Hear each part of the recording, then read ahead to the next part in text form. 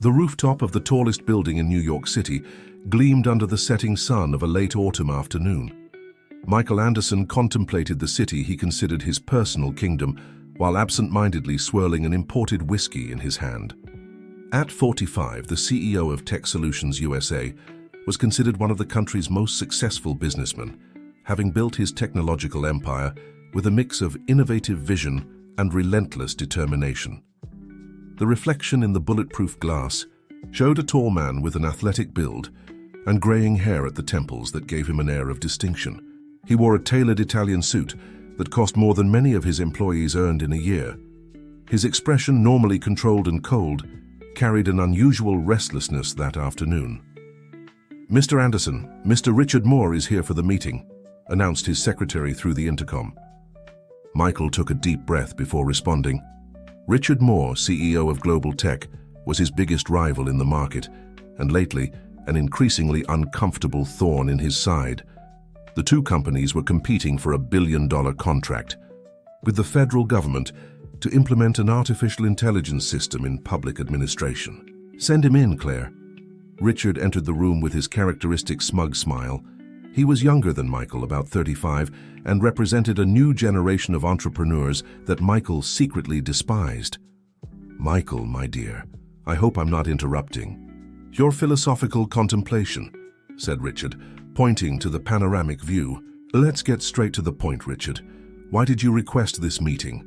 Richard sat comfortably in one of the leather armchairs without waiting for an invitation. "I heard you frequent the Phoenix Club.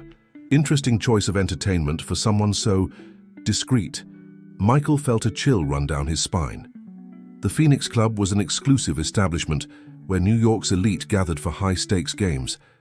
It wasn't exactly illegal, but it also wasn't the kind of place a CEO of a public company should frequent. "I don't know what you're talking about," he responded dryly. "Oh no? Then perhaps I should refresh your memory about last Friday. You bet a considerable amount and lost." Michael maintained a neutral expression, but his stomach churned. The night in question had been a disaster. In a moment of arrogance fueled by extra drinks, he accepted an absurd bet. If he lost, he would have to spend an entire night with a randomly chosen homeless person. It was a kind of perverse social experiment that the more eccentric club members sometimes proposed. "What do you want, Richard?" "I want you to fulfill your bet tomorrow night, and to ensure it will be interesting." Richard slid an envelope across the glass table. "We've already chosen the person. Your date will be with her." Michael opened the envelope. The photo showed a woman apparently in her 30s, with worn clothes and disheveled hair. But something in her gaze disturbed him. There was a disconcerting intensity in those eyes.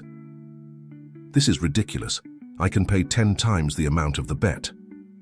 "It's not about money, Michael. It's about humility, something you clearly need to learn." Richard stood up, adjusting his jacket. "The media would love to know about your nocturnal activities, don't you think? And your shareholders, well, you know how sensitive they are to scandals." When Richard left, Michael remained motionless for long minutes, staring at the photograph. It wasn't just the threat of exposure that bothered him. There was something about that woman, something in her gaze that seemed familiar. That night, in his penthouse apartment in Manhattan, Michael couldn't sleep. His mind spun between alternatives to get out of that situation. He could try to bribe the club employees, threaten Richard with some compromising information, or simply ignore everything and deal with the consequences. But there was something else bothering him. A growing sensation that he was being manipulated, that there was something bigger at play. The woman in the photo. Why had she agreed to this? Why did her eyes convey more challenge than despair? As he watched the city lights from his bedroom window, Michael couldn't imagine that he was about to embark on the biggest battle of his life. A battle that wouldn't be fought with money or influence, but would require something he had never needed to use before: trust in another person. The next night, a black Mercedes-Benz discreetly parked in downtown New York City. Michael adjusted, his tie for the 10th time, trying to maintain his composure while observing the movement through the tinted windows. The agreed location was a square near St. Patrick's Cathedral, where his guest should be waiting. That's when he saw her. Even in simple and worn clothes, there was a dignity in her posture that caught attention. She was sitting on a bench, observing the movement with that same penetrating gaze from the photograph. Michael hesitated for a moment before getting out of the car, remembering the instructions received. He should spend the entire night with her, from sunset to sunrise in his penthouse. "Good evening," he said, approaching cautiously. "I'm Michael Anderson." The woman slowly raised her eyes, and an almost imperceptible smile appeared on her lips. "Helen," she responded simply, her voice surprisingly clear and educated. The journey to the apartment was made in tense silence. Michael couldn't avoid furtive glances in the rearview mirror, intrigued by his companion's calmness. Helen observed the city through the window, with an interest that seemed more analytical than dazzled. Upon arriving at the penthouse, Michael expected to see some sign of impression with the luxury of the place. Instead, Helen walked through the environment as if she already knew it, stopping only to observe an abstract painting on the wall. "Kandinsky," she commented, surprising Michael. "Interesting choice for someone who built his fortune with technology." Michael frowned. "You know modern art?" "I know many things, Mr. Anderson, more than you imagine." Helen turned to face him. "For example, I know exactly why I'm here." Of course you do. You were informed about the bet, I presume." "The bet?" Helen laughed softly. "No, Mr. Anderson. I'm talking about the real reason. About what happened 3 years ago in the merger between Tech Solutions and Startup Intelligence." Michael felt his blood run cold. The merger with Startup Intelligence had been one of the most controversial moments of his career, involving aggressive business maneuvers that few knew behind the scenes. "Who are you really?" "Someone you and your friends tried to make disappear." Helen walked to the window, her reflection mixing with the city lights. "I was CFO of Startup Intelligence before the merger, before your agreement with Richard Moore destroyed my reputation and made me lose everything." The pieces started to fit in Michael's mind. Helen Smith had been one of the most promising executives in the technology market. Her sudden disappearance after the merger generated speculation, but the story was quickly suppressed by the media. "Impossible. You can't be the woman who discovered the stock manipulation scheme before the merger? The person who had enough evidence to prevent the entire process?" Helen turned to him. "Yes, it's me. And no, I didn't lose that evidence. I just waited for the right moment to use it." Michael poured himself a double shot of whiskey, trying to process the information. "Why now?" "Because your empire is about to crumble, Mr. Anderson. Richard Moore didn't organize this bet by chance. He's moving the pieces for a hostile takeover of Tech Solutions, and you, in your arrogance, are about to lose everything exactly as I lost." The businessman let himself fall into an armchair, his mind racing between memories and possibilities. He remembered signs he had ignored, suspicious board meetings, strange stock movements, ambiguous comments from Richard. "What do you want?" "I want to make a deal. I have information that can save your company, but in exchange, I need you to help me expose the truth about what happened 3 years ago." "Why should I trust you?" Helen approached, her eyes fixed on his. "Because at this moment, Mr. Anderson, I'm the only person who can prevent your fall. And unlike you and your associates, I'm not doing this for money or power. I'm doing it for justice." The silence that followed was interrupted only by the distant sound of the city. Michael studied the woman in front of him, trying to reconcile the image of the brilliant executive he had briefly known years ago with the person who was now in his living room. What disturbed him most was not the physical transformation, but the unwavering strength that emanated from her. "And if I refuse, then we'll watch together throughout this night, the beginning of the end of your empire. The next 12 hours will be decisive, Mr. Anderson. The choice is yours." Michael watched Helen rummage through his laptop with the precision of someone who knew the corporate world very well. Her fingers slid across the keyboard with agility as she accessed financial reports and confidential documents from Tech Solutions. "Here it is," she said, turning the screen to him. "In the last 6 months, there has been a series of small stock transfers to shell companies. Individually, they seem insignificant, but when added up..." They form a significant control block, Michael completed, feeling a knot in his stomach. How did I not notice this before? Because it was done meticulously, using legal loopholes and a complex network of subsidiaries, exactly as they did with startup intelligence. Helen paused, her eyes meeting his. Only this time Richard perfected the method. The businessman stood up, walking to the bar. He needed something strong to process that information. Why didn't you denounce everything when it happened? Trying to fight against you at that time would have been useless. You had all the power, all the connections. I needed something more substantial. Helen closed the laptop. I needed to understand how the whole scheme worked, and mainly, I needed you to lower your guard. And now?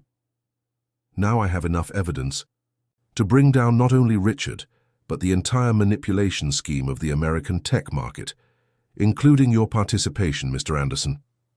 Michael poured 2 shots of whiskey, offering one to Helen, who refused with a gesture. If you despise me so much, why are you helping me?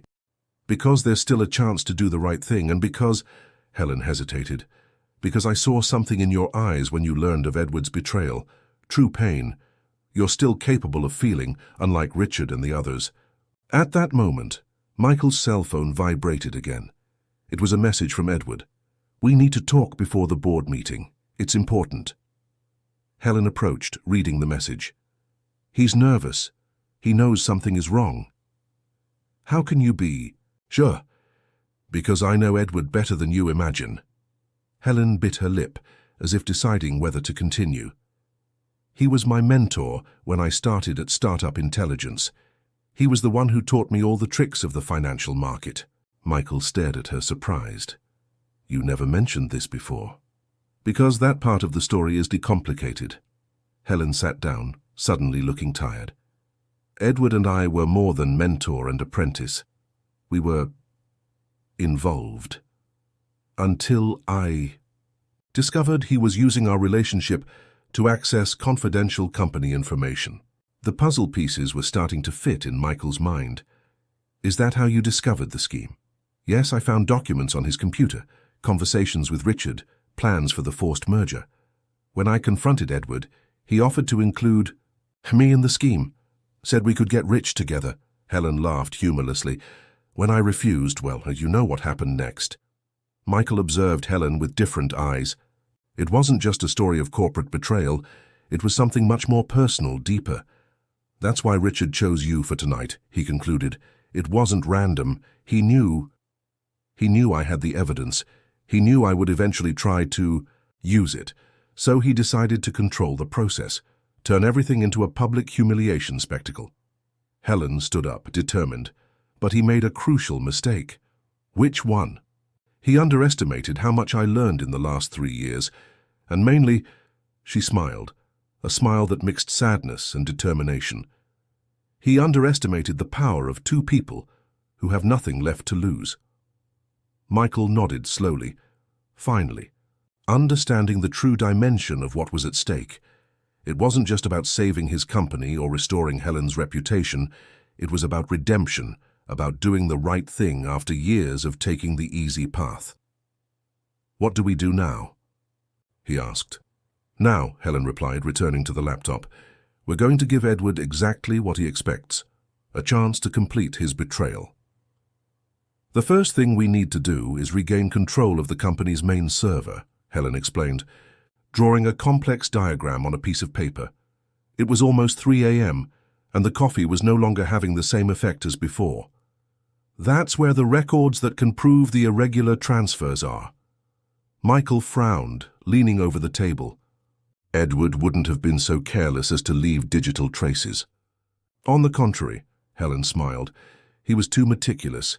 He created so many layers of protection and backups that he ended up leaving a recognizable pattern, like a digital signature. The businessman watched as she explained the technical details. It was surreal to see how that woman, whom he had considered just a homeless person a few hours ago, demonstrated a deep knowledge of his company's most complex systems. But there's a problem, Helen continued. We need physical access to the server, and that means entering the company before the board meeting. That's not a problem. I'm still the CEO. I can enter whenever I want. It's not that simple. Helen bit her lip, thoughtful. I'm almost certain Edward altered the security protocols in the last few days. Your credentials may have been compromised. As if to confirm her suspicions, Michael's cell phone vibrated with a new message. It was from the head of security. Mr. Anderson, there has been an update to the security system at Mr. Edward's request, necessary to revalidate your credentials. See? Helen pointed to the message. They're preparing for your removal. They probably already have a court order in progress. Michael ran his hands over his face, feeling the fatigue of the sleepless night. How did they manage to act so quickly?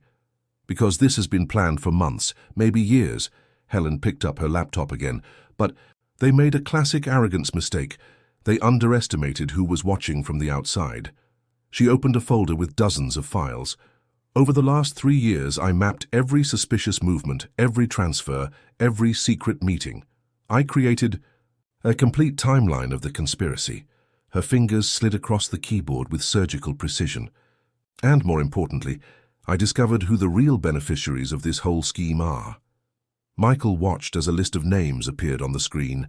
They were high-ranking executives, influential politicians, powerful businessmen. My God, this goes beyond tech solutions, far beyond. It's a scheme that involves practically the entire technology sector of the country. Helen paused. That's why Richard is so confident. He has the support of people who prefer to see him in charge than risk you, in a moment of conscience, deciding to do the right thing. And what's the plan? Helen closed the laptop. We're going to give Edward exactly what he wants, a confession from you. What do you mean? You're going to meet him before the meeting, as he asked. You're going to admit that you know everything. And offer a deal, Helen smiled. But unlike what he expects, you're not going to try to save your position. You're going to offer something much more valuable. What? The evidence I collected. We're going to make him believe that you discovered my identity and managed to convince me to hand over everything in exchange for money. Michael frowned. Why would he believe that? Because it's exactly the kind of thing he would do, and because, Helen hesitated for a moment, because he still knows me well enough to know that I would keep a backup of everything.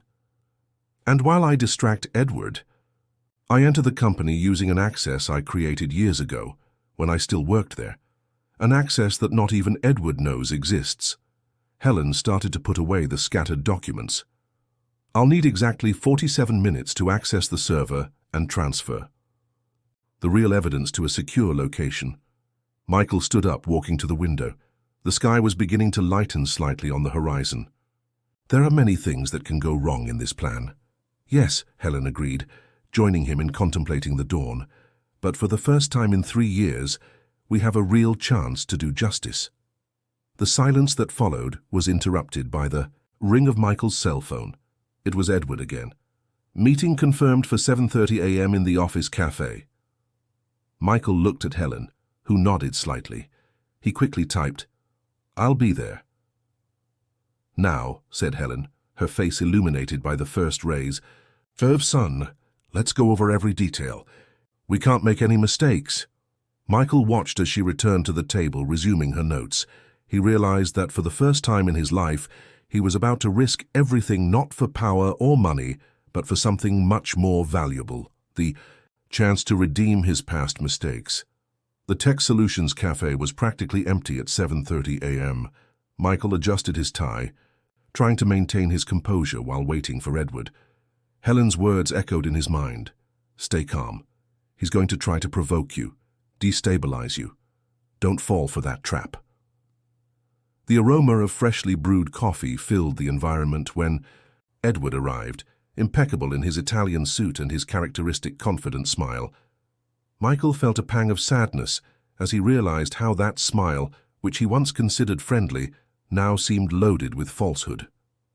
"Michael, my friend," Edward sat down, signaling for the attendant to bring 2 espressos. "I'm glad you agreed to talk before the meeting." "Of course, Edward. After all, it's more than 15 years of friendship, isn't it?"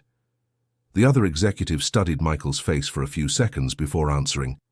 "That's exactly why I'm here. As your friend, I need to warn you, things are going to get complicated in today's meeting." Michael took a sip of his coffee, following the script he had rehearsed with Helen.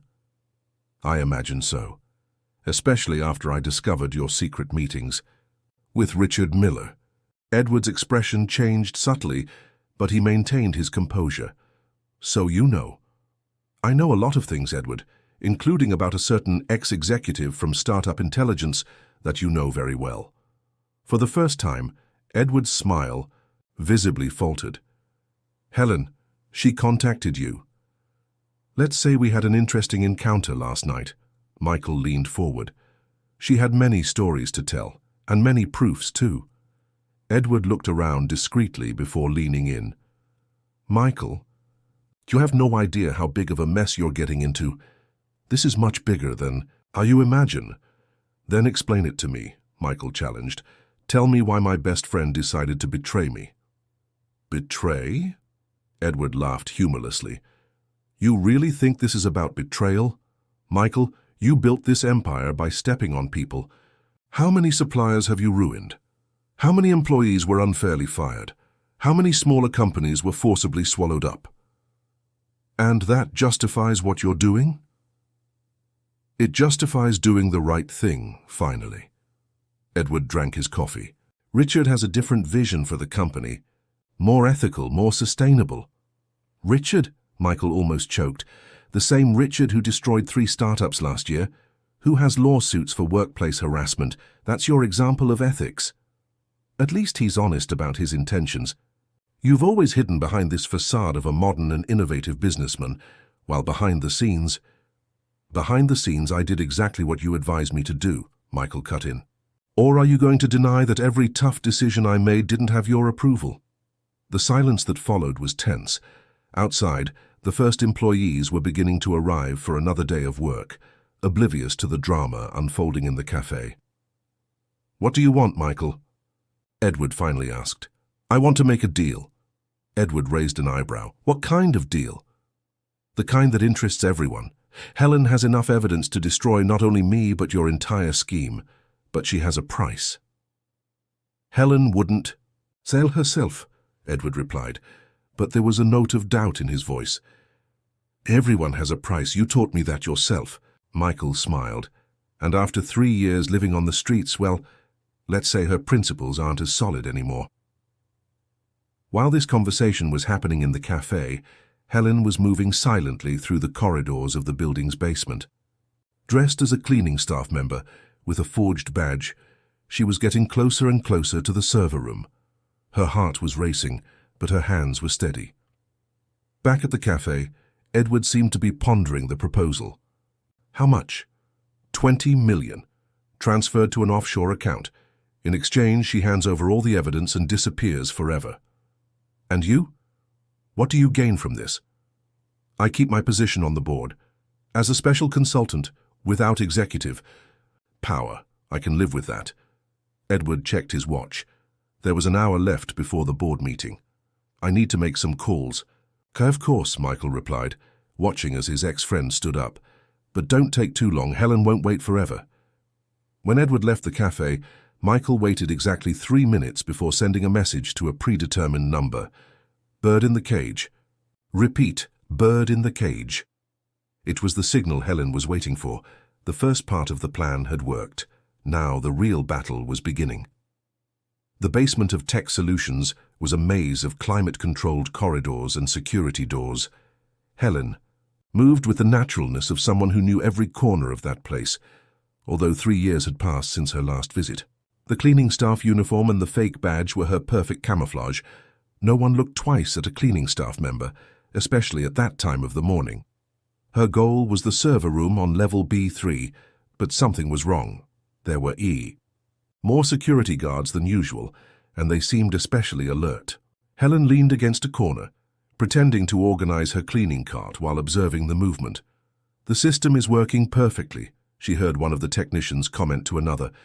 Edward asked for double verification on all accesses, until after the board meeting. Helen felt her heart race. Edward was being more cautious than they had anticipated. She needed a new plan, and fast. That's when she noticed something interesting. The technicians were using badges different from regular employees. Badges with a golden stripe on the side. Meanwhile, in the ground floor cafe, Michael received a message from Richard. Heard you and Edward had an interesting conversation. How about we have a coffee too? I have a counter-proposal for you. Michael looked at the clock. There were 45 minutes left before the board meeting. A meeting with Richard wasn't in the plans, but maybe he could use this to his advantage. He replied, Your office in 10 minutes? Back in the basement, Helen had discovered something crucial. The new badges were part of a temporary security system, implemented specifically for that day. But every temporary system has flaws, and she knew exactly how to find them. She approached one of the technicians, pushing her cart. Excuse me, sir, we need to clean the environmental control room. It's standard procedure before any big meeting. The technician hesitated. I didn't receive any notice about this. Direct orders from Mr. Edward. Helen kept her voice calm, professional. He's concerned about the air quality for the board meeting, something about an allergic shareholder. Mentioning Edward worked like magic. The technician nodded, taking his golden badge. I'll clear your access, but be quick. The environmental control room was right next to the server room. More importantly, they shared the same ventilation system. Helen smiled internally. Some things never changed, not even in 3 years. In Richard's office, Michael was facing his own challenge. His rival greeted him with a smile that mixed triumph and false sympathy. Michael, did you really think you could negotiate with Edward behind my back? I thought we were all playing the same game, Richard, every man for himself. Richard poured 2 glasses of an expensive wine. You know what your problem is. You still think small, you're still stuck on outdated concepts like loyalty, friendship. And you think big, is that it? I think about the future.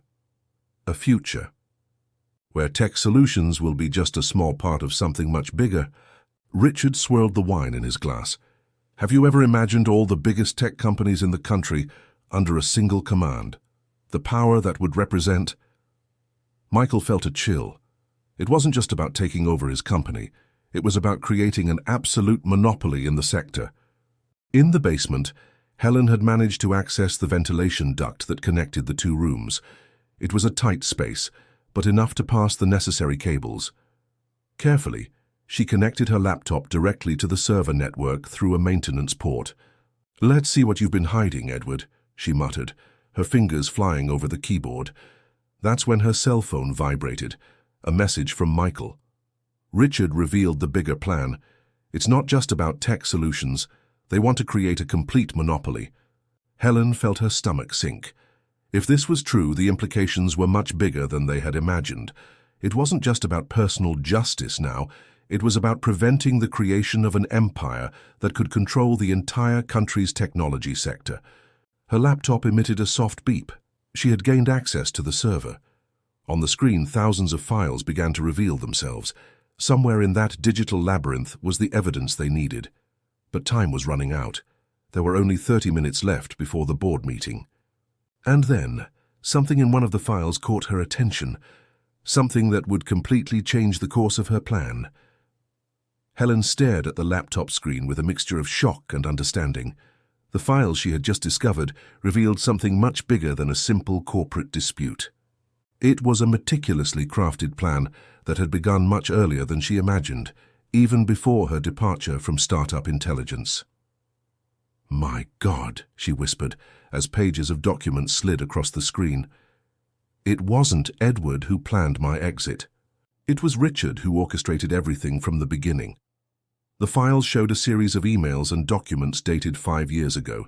Richard had identified Startup Intelligence as a fundamental piece in his market domination plan long before the merger.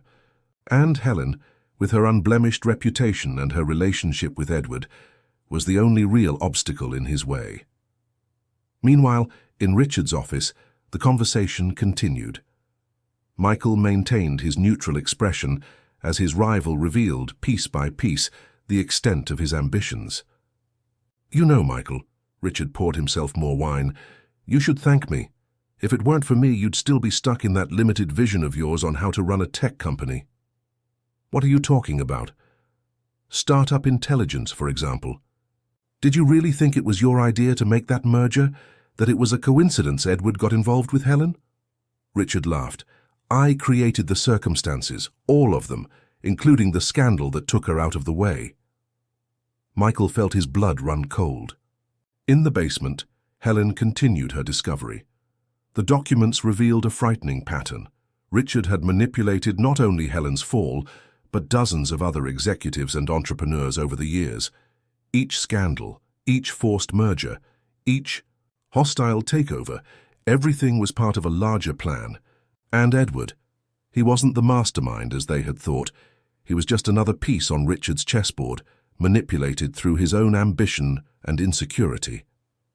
Helen grabbed her cell phone, her hands trembling slightly as she typed a message to Michael. Change of plans. Richard is the mastermind behind everything. Edward is just another victim. We need to change our strategy. In the office, Michael read the message discreetly as Richard continued his vain monologue. True power, Michael, is in controlling the game without the other players knowing they're being controlled. Richard walked to the window, contemplating the city. Edward, for example, thinks he had the idea to betray you on his own. He really believes he's in control of his actions. And the board meeting. Oh, that? Richard smiled. It's just a formality. The board has been on my side for months. Each member was carefully persuaded to see things my way. In the basement, Helen was working frantically. With her new understanding of the situation, she began to reorganize the files. She had found it wasn't just about exposing a corporate conspiracy now. It was about revealing a manipulation scheme that extended throughout the country's technology sector. If I can access the central server, she muttered to herself, I can transmit all of this directly to the board members during the meeting. But there was a problem. Access to the central server required an authorization that only 3 people possessed: Michael, Edward, and Claire, Michael's secretary. Helen frowned, remembering something Michael had mentioned about Claire. She had been with the company longer than any other employee. She had witnessed the entire growth of Tech Solutions from the beginning, and more importantly, she was the only person Richard never tried to manipulate or push away. Because she wasn't important enough, Helen realized. Or maybe... Quickly she began to cross-reference data, looking for any mention of Claire in the files. And then she found something that made her heart race. Claire wasn't just the efficient and discreet secretary everyone knew. She was much more. And her loyalty was not to Michael, Edward, or Richard. Helen grabbed her cell phone again, typing quickly. Michael, I discovered something about Claire. She's the key to everything. But we have only 15 minutes before the board meeting starts. In Richard's office, Michael received the message and realized he needed to make a crucial decision. Continue to pretend he was considering Richard's proposal, or risk everything by going after Claire. The clock on the wall marked 8:45. The board meeting would start in 15 minutes, and with it, the fate of Tech Solutions would be sealed, one way or another. The boardroom of Tech Solutions was beginning to fill up. Executives in expensive suits and tense expressions took their places around the solid mahogany table. Edward was already there, nervously checking his cell phone. Claire discreetly organized some folders at the end of the table, her serene expression masking secrets that neither Michael nor Richard suspected. Michael left Richard's office with a polite excuse and quickly headed to his own office. Helen was waiting for him there, having used the service passages to come up from the basement unnoticed. What did you find out about Claire? He asked, closing the door. She's not who we thought. Helen opened her laptop. Look at this. Claire Sanders doesn't exist. I mean, she didn't exist until 15 years ago when she started working at Tech Solutions. What do you mean? Her real name is Caroline Adams. She was one of the top investigators for the SEC, Securities and Exchange Commission. She disappeared after starting an investigation into corruption in the financial market. Michael sat down, stunned. Are you saying my secretary is an ex-investigator working undercover? Not ex, Helen corrected. Current. Claire never stopped investigating. She spent the last 15 years building the most complex case of her career, documenting every deal, every scheme, every market manipulation. That's why Richard never tried to push her away. Because she was invisible in his eyes. Who would suspect the efficient and discreet secretary? Helen smiled, but she saw everything, and more importantly, she recorded everything. A soft knock on the door interrupted the conversation. It was Claire. "Mr. Anderson," she said, her usual professional tone. "The meeting will begin in 5 minutes." Michael and Helen exchanged glances. It was Helen who spoke first. "We know who you are, Caroline." Claire softly closed the door, and for the first time in 15 years, Michael saw her expression change.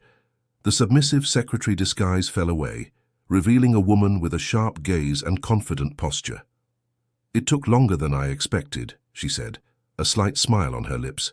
"I thought you would figure it all out 3 years ago, Helen, when I tried to warn you about what was coming." Helen's eyes widened. "The anonymous email. It was you." Claire nodded. "Unfortunately, you didn't have time to act before they took you down. But your fall wasn't in vain. It gave me time to gather more evidence, build a solid case." "Why are you revealing this now?" Michael asked. "Because Richard finally made a mistake. His plan to monopolize the tech sector is too ambitious. It's drawn attention from people he can't control." Claire pulled a small device from her pocket. "The entire scheme is documented here, 15 years of evidence, including his latest conversations with board members." "And why didn't you use this before?" "I needed something more," Claire replied. "I needed someone from inside the system to decide to do the right thing. Someone with enough power to legitimize the complaint." Michael understood what she meant.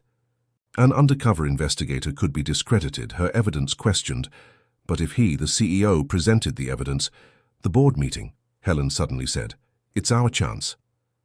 Claire agreed.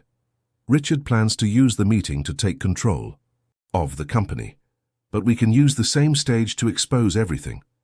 "He has the board on his side," Michael reminded them. "Does he really?" Claire smiled. "Or would some members like a chance to redeem themselves before the scandal explodes?" The intercom buzzed. Edward's tense voice came through. "Michael, we're waiting." The three looked at each other. The decisive moment had arrived. "What's the plan?" Michael asked. "You enter the meeting normally," said Claire. "Helen and I will prepare the presentation of the evidence through the internal system. When you give the signal—" "Richard will try to stop it," Helen warned.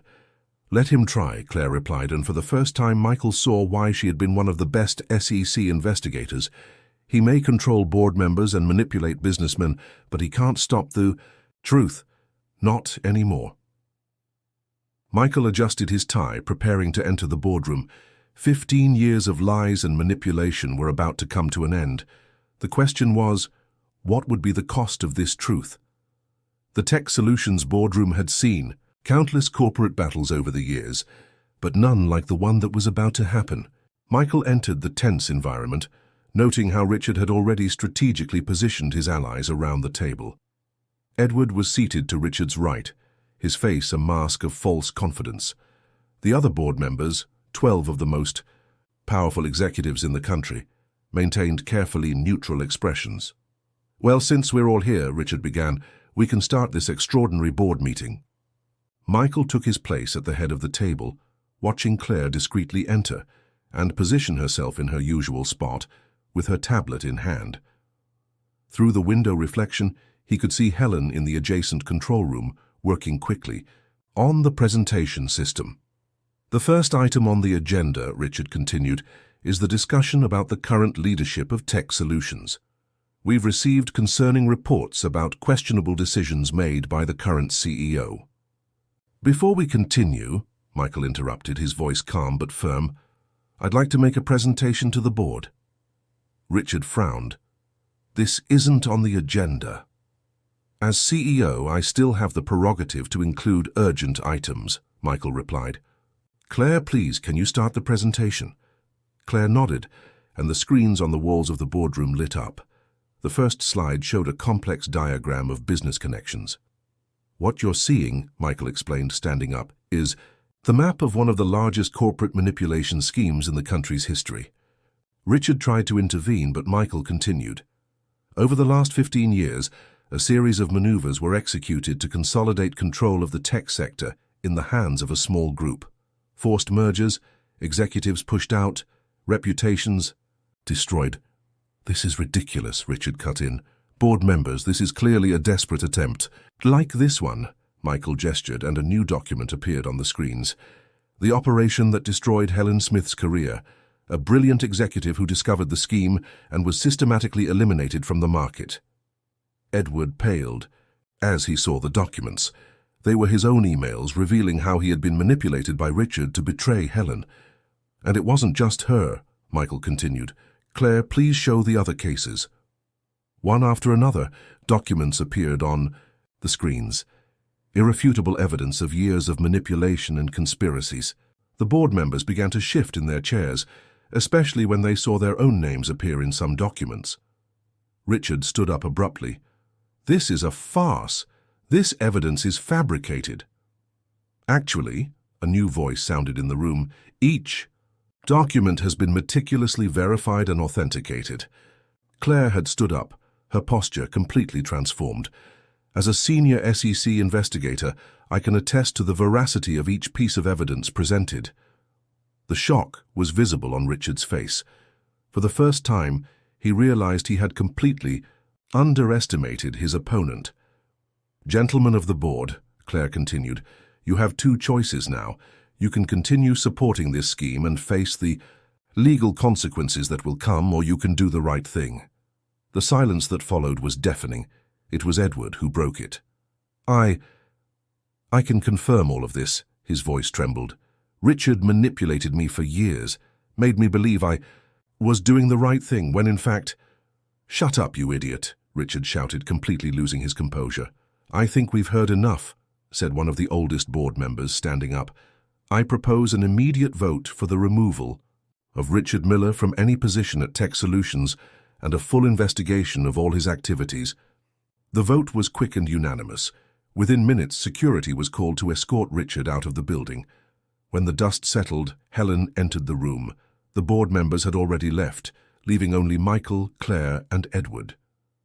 "It's over," said Helen, her voice mixing relief and a hint of sadness. "No," Claire replied. "It's just beginning. We have a lot of work ahead to fix the damage that's been done." Michael looked at Edward, his friend of so many years who had lost his way. "What happens now?" "Now," said Claire, "we start rebuilding. Not just the company, but the trust that was broken." "And what about me?" Edward asked, looking smaller and more vulnerable than ever. Helen approached him. "You have a chance to do the right thing now, to help fix what was broken." Michael looked out the window at the morning sun illuminating New York City. In just one night, his life had completely turned around. He had lost a friend, but perhaps he had found something more valuable: his integrity. "Helen," he called. "That bet at the club, did you know this would happen?" She smiled. "Let's say sometimes we need to lose everything to find what really matters." Claire began organizing the documents. Tech Solutions has the chance to become an example of transformation, to show that it's possible to do business ethically. "And what about us?" Michael asked, looking at Helen. "We," she replied, "have a lot of work ahead of us, and this time we're going to do it the right way." The day was just beginning in New York City. In the coming weeks, the American tech market would undergo a profound transformation. The story of Richard Miller's fall and Tech Solutions' redemption would become a case study in business ethics. But at that moment, in that room, four people shared something rare in the corporate world: the feeling that sometimes doing the right thing, no matter how difficult, is the only option that really matters.